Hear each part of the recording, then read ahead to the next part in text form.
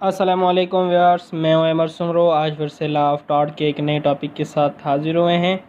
तो ये हमारी लेक्चर सीरीज़ नंबर 15 है लॉ ऑफ टॉर्ट के ऊपर, जिसमें हम डैमेजेस पढ़ेंगे कि डैमेजेस होते क्या हैं, उसके काइंड कौन कौन से होते। तो बेसिकली हम इस वीडियो में ये दो टॉपिक्स करेंगे कि इंट्रोडक्शन और डैमेजेस का कॉन्सेप्ट क्या है, और काइंड्स ऑफ डैमेजेस और डैमेजेस के काइंड कौन कौन से होते हैं। तो बेसिकली ये दो टॉपिक्स हम कवर करेंगे आज की वीडियो में। तो नंबर 1 पे है इंट्रोडक्शन ऑफ डैमेजेस।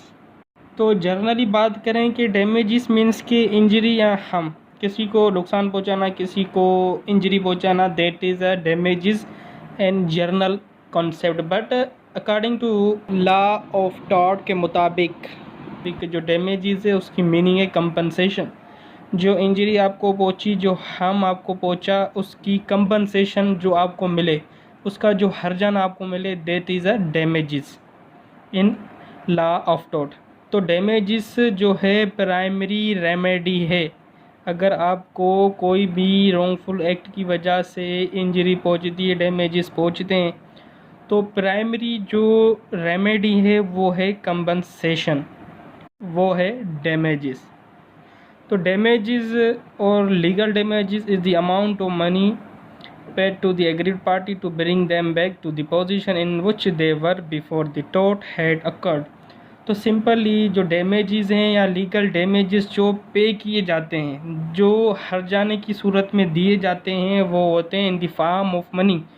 वो पैसों की सूरत में होते हैं। कुछ अमाउंट दी जाती है एग्रीव्ड पर्सन को, जो इसीलिए दी जाती है कि उसको जो नुकसान हुआ है उसका हर्जाना दिया जाता है और वो अपनी जो पहले पोजीशन थी उस पोजीशन में आ जाए, तो इसीलिए हर्जाना दिया जाता है। तो ये था कॉन्सेप्ट डैमेजेस का।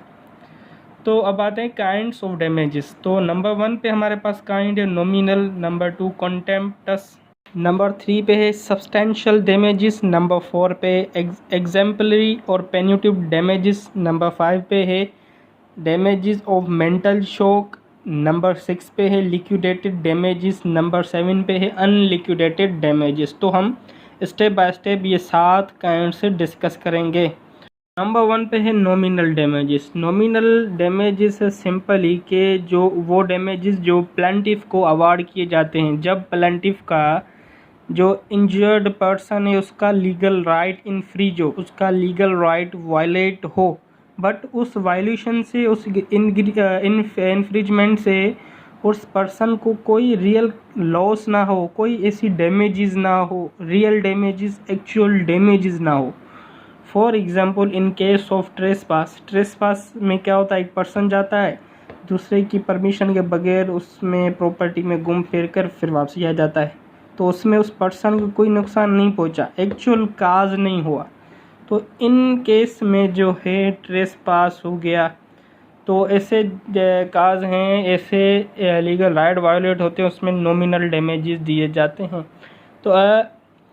तो when damage has not been caused, a legal right is still infringed. Here the object is not compensate the plaintiff। तो सिंपली जो है प्लेंटिफ का लीगल राइट वायलेट हो, उसका लीगल राइट इन्फ्रिजमेंट हो उसकी, बट उसका ये ऑब्जेक्ट नहीं है कि उसको वो प्लेंटिफ को कंपनसेशन दे। जैसे कि in case of Asbe versus white, तो इसका केस है, ये जो इंडियन केस है जिसमें क्या हुआ था कि एक पार्ट प्लेंटिफ को जो है ना वोट का राइट उसका जो है वो छीना गया था, उनसे वोट का राइट इन्फ्रीज किया गया था। तो उसमें उस पर्सन को जो है ओनली वोट का राइट छीना गया था, उसको कोई एक्चुअल काज नहीं पहुंचा, उसको ऐसा कोई न बॉडली न फिज़िकली ऐसा कोई भी जो है डैमेजेस नहीं हुए। तो इस टाइप के केसेस में क्या होता है, नॉमिनल डैमेजेस होते हैं। तो सिंपली इसको कहा जाता है कि ये है नॉमिनल डैमेज। आपका जो पर्सनल राइट है उसको वायलेशन हो, पर आपको कोई एक्चुअल काज ना हो, आपको कोई एक्चुअल लॉस ना हो उस चीज़ से।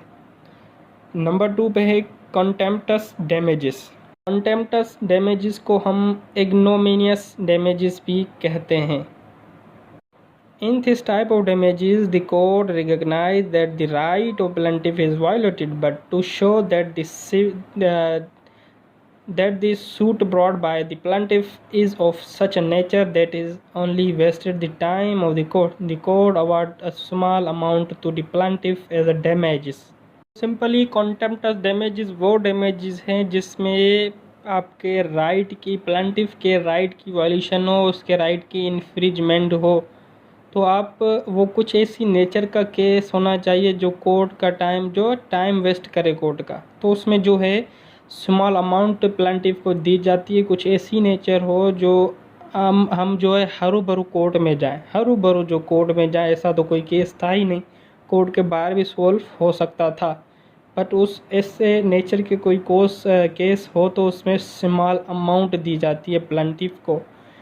For example Mister A Mister B दोनों की कार का एक्सीडेंट हो जाता है, तो ये जाते हैं कोर्ट में। तो ये तो टाइम वेस्ट का, इतना नुकसान भी नहीं हुआ है। एक्सीडेंट तो हुआ मिस्टर एंड मिस्टर बी की कार को, तो उसको इतना नुकसान नहीं हुआ, वो कोर्ट के बाहर भी सेटल हो सकता था। तो उन्होंने क्या किया, कोर्ट का टाइम वेस्ट किया। तो ऐसे नेचर के जो केस हैं उसमें क्या है, स्मॉल अमाउंट दी जाती है प्लांटिफ को एज अ डैमेजेस। तो नंबर 3 पे है सब्सटेंशियल डैमेजेस। तो substantial damages are said to be awarded when the plaintiff is compensated for actual loss or exact loss suffered by him due to the tort. Substantial damages can be either general or special. तो simply substantial damages वो damages हैं जो plaintiff को award किए जाते हैं। किस सूरत में, उस सूरत में जब प्लांटिफ को एक्चुअल लॉस हो, उसका कोई एग्जैक्ट लॉस हुआ हो, तो ही उसको सब्सटेंशियल डैमेजेस पे किए जाएंगे। सब्सटेंशियल जो डैमेजेस हैं वो जर्नल भी हो सकते हैं और स्पेशल डैमेजेस भी हो सकते हैं, बट एक्चुअल लॉस होना चाहिए। तो special damage are those that can be quantified for specific losses suffered और expenses actual occurred a third party causing malicious damage to a building. तो सिंपली जो स्पेशल डैमेजेस हैं, स्पेशल डैमेजेस हो जो हम क्वांटिफाई कर सकें, हम उसको नाप सकें कि इसको कितना, उसको मेजर कर सकें उस डैमेजेस को कि उसको स्पेसिफिक लॉस हुआ कितना है। तो जैसे कि मैलिशियस डैमेजेस हो, मैलिशियस की वजह से किसी को कोई डैमेज हो, उसकी बिल्डिंग को कोई लॉस होता है कि मिस्टर ए उसकी कोई बिल्डिंग बनी हुई है तो मिस्टर बी आकर उसको तोड़ फोड़ देता है, तो हम अंदाज़ा लगा सकते हैं कि मिस्टर बी ने मिस्टर ए की प्रॉपर्टी को कितना एक्चुअल डैमेजेस पहुंचाया। ये क्या मैलिशियस डैमेजेस है। तो ये एक जर्नल डैमेजेस है, उसके बाद स्पेशल डैमेजेस है, उसके बाद है जर्नल डैमेजेस। तो general damages are more difficult to quantify as they cover damages for pain suffering और loss of expectation of life. तो सिंपली जर्नल डैमेजेस वो डैमेजेस हैं जिसको हम क्वांटिफाई नहीं कर सकते, क्योंकि वो जो डैमेजेस है वो हमें बॉडली हम पहुंचता है, उससे हम पता क्वांटिफाई नहीं कर सकते कि उसको कितना हुआ है। हमें उसने हिट किया, हमें किसी पर्सन ने मारा, कोई डैमेजेस तो पहुँचा है, बट हम प्रूफ तो नहीं कर सकते ना, कि हम क्वांटिफाई नहीं कर सकते कि उसको कितना जो है कोई दर्द, फॉर एग्जाम्पल उसको हमने किसी को भी मारा है तो उसको दर्द हो रहा है, तो दर्द तो हम क्वांटिफाई नहीं कर सकते ना। तो ये क्या है, loss of expectation of life. तो ये था सब्सटेंशियल डैमेजेस। नंबर 4 पे है एग्जाम्पलरी और पेन्यूटिव डैमेजेस। तो सिंपली पेन्यूटिव डैमेजेस को एग्जाम्पलरी डैमेजेस भी कहा जाता है। तो इस डैमेजेस का मकसद क्या है, अगर कोई किसी पर्सन को कोई इंजरी डैमेजेस पहुंचाता है तो उसको पनिश भी दी जा सकती है, या तो डिफेंडेंट है उसको जो है हाईएस्ट अमाउंट पे करनी पड़ेगी एज अ कंपनसेशन। तो पेन्यूटिव डैमेजेस और एग्जाम्पलरी डैमेजेस का मकसद ही ये है कि पब्लिक में एक एग्जाम्पल बन जाए कि अगर इस नौयत का, इस नेचर का अगर कोई पर्सन रिपीट करता है, इसी सेम नेचर का कोई ऑफेंस, कोई रॉन्गफुल एक्ट, तो उसकी सज़ा, इसकी जो सज़ा भी हो सकती है, या तो उसकी कंपनसेशन जो इतनी होगी वो कंपनसेशन हाईएस्ट होगी, हाईएस्ट में हाईएस्ट। तो ये है एग्जाम्पलरी और पेनिटिव डैमेजेस। फॉर एग्जांपल के मिस्टर ए ने मिस्टर बी को जो इंजरी डैमेजेस पहुंचाई हैं वो है 5,000 के, बट कोर्ट अवार्ड कर रही है मिस्टर ए को 50,000 रुपये। तो इस नौइयत के अगर कोई नेचर के कोई केस हैं तो वो होंगे, उसमें जो है ना पेनिटिव डैमेजेस या एग्जाम्पलरी डैमेजेस पे किए जाते हैं। तो ये था नंबर 4। नंबर 5 है डैमेजेस और मेंटल शॉक। तो simply damages of mental shock means के when due to a negligent act or any other tortious act a plaintiff nerves or mind are damaged due to shock, irrespectively of whether a physical harm has also been caused with it, he or she is entitled to be compensated for it. The question before the court of law is whether the nervous shock or mental shock is actual or resulting consequence of the defendant act. Number 5 simply ये है कि किसी की negligence की वजह से कोई other tortious act, tortious civil wrong की सिविल एक्ट की वजह से किसी प्लेंटिफ को उसको माइंड में कोई डैमेजेस हो जाता है, उसकी या कोई नर्व्स जो है वो डैमेज हो जाती है जिससे उसको शॉक लगता है। तो ये एक फिज़िकल हार्म है जिसकी वजह क्या थी, निगलिजेंट एक्ट और सिविल एक्ट की वजह से उसके माइंड को डैमेजेस पहुँचे, उसकी नर्व्स को डैमेजेस पहुँचे। तो for example Mister A Mister B का बहुत ज़ोर से एक्सीडेंट होता है, तो उसमें गलती मिस्टर ए की थी, तो मिस्टर बी को बहुत सारा जो है उसके माइंड को डैमेजेस हुआ, उसकी नर्व्स को डैमेजेस हुआ, उसको मेंटली शॉक लगा, उसको मेंटली वो शॉक हो गया। तो ये क्या है, फिज़िकली हम किसी को पहुंचा रहे हैं थ्रू मेंटल शॉक।